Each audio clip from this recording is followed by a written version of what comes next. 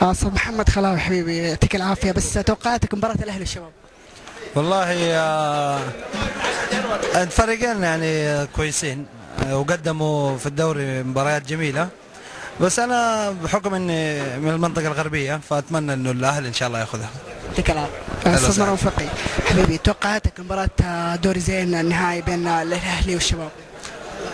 والله هذا السؤال ما يتوجه لي، لأنه أنا أصلا ما أفهم شيء في الكورة، يعني ما أعرف ولا شيء من جد، ما أفهم شيء.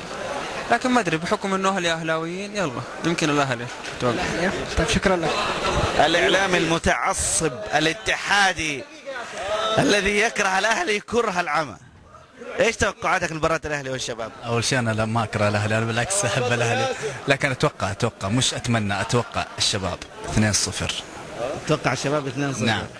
هذا مش تمني. لا، اتوقع نصر الشمراني واختار فلاته. انا ما سالتك تتوقع مين يسجل اهداف، هذا دليل انه هذا تمني. لا انا ما اتمنى، بس انا اتوقع، اختصرت عليك انه انا اتوقع الشباب 2-0 ناصر ومختار فلاته. باذن الله الدوري يكون اهلاوي، وربنا يرد كيد العدا في نحورهم باذن الله. عم عماد السلام عليكم حبيبي، اول شيء تشرف تواجدك معنا. بسألك مباراة الاهلي والشباب مين تتوقع يفوز؟ بسم الله الرحمن الرحيم. طبعا الاهلي ان شاء الله، وباذن الله انه الاهلي ان شاء الله حيجيبها 2-0 باذن الله تعالى. لا 2 يا لا، هذه مباراة 4-0. هدفين، هدف تيسير الجاسم، هدفين سيمون فيكتور، واحد ايوه خير ان شاء الله. وهدف 2 ما عليك. لا بجاسم الله يعطيك العافيه. شكرا لك. معنا رجل الاعمال المعروف انور باسعد، المالك الاصلي لشركه لقاعه الكريستال. انور باسعد اليوم ناوي يعلن عن مفاجاه كبيره. اولا نسالك استاذ انور عن توقعاتك لمباراه الاهلي والشباب. ان شاء الله طبعا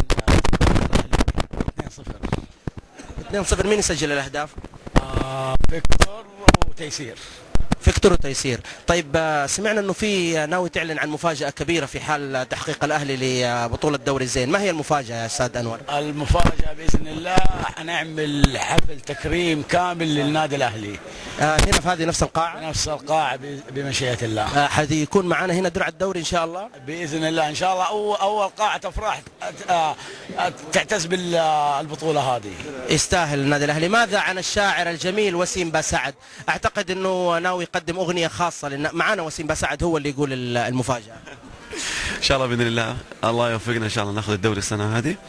وانا اوعد جماهير الاهلي، وانا يعني بكل ما فيني ان اقول ان شاء الله يا رب يوفقنا في البطوله هذه ونجيبها، ونحتفل كلنا جميعا بحضور الفنانين واخواني وصحفيين، ونحتفل ونقول العب يا الاهلاوي، احنا وراك يا الاهلاوي، العب هدف وهز الشباك، احنا خلفك يا الاهلاوي. وسيم شاركت مع النادي الاهلي قبل كده، ايش المركز اللي كنت تلعب فيه وسيم؟